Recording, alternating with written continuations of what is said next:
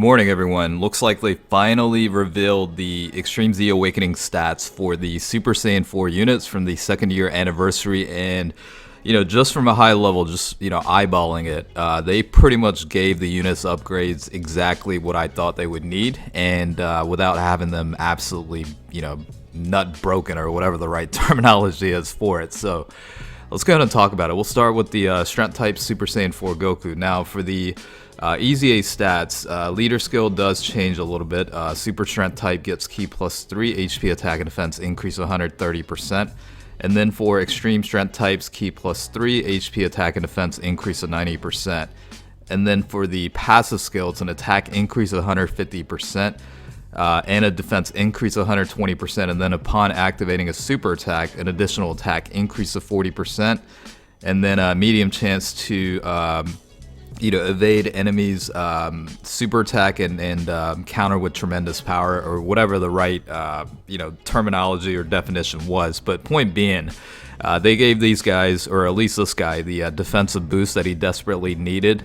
And even on some of the current tough events, I think that'll make a substantial difference in terms of how this unit's going to perform. Because from an offensive output, this guy was already doing pretty well.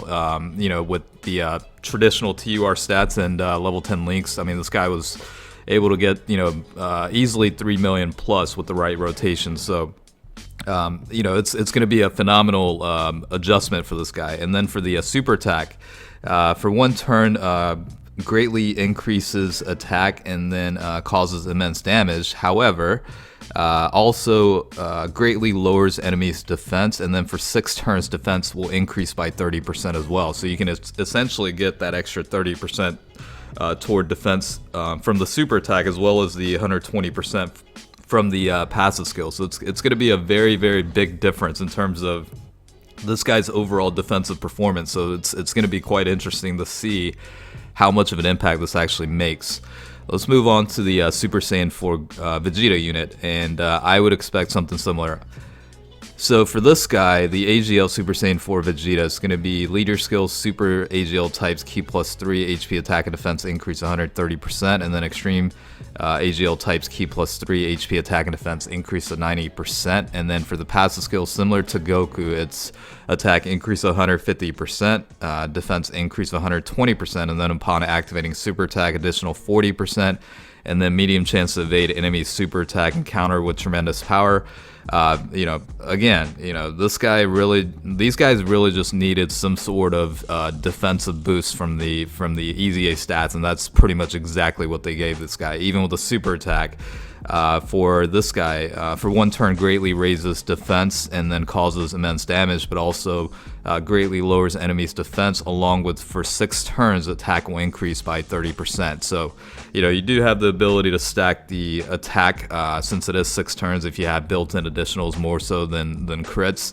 And again, ultimately these two units, at their current state, since the EZA necessarily isn't live, they desperately needed some sort of defensive boost, and that's pretty much exactly what they gave these guys. So I rate the EZA stats a solid 9 out of 10, to be honest with you. I think from personally what I wanted, they gave these guys the stats that I pretty much was looking for. So I'm pretty much highly satisfied with what's coming up with the EZA for this unit, or these units I should say. So I just wanted to provide a high level translation summary of the Extreme Z Awakening stats for these two Super Saiyan 4 units. Let me know what your thoughts are. Are you satisfied with the stats upgrades from the Extreme Z Awakening? Could they have done a little bit better? Just let me know what your thoughts are, and let's get a conversation going. Alright, with that being said, I'll go ahead and close out here. Hopefully you found this helpful. As always, thanks for watching, and I'll catch you guys later.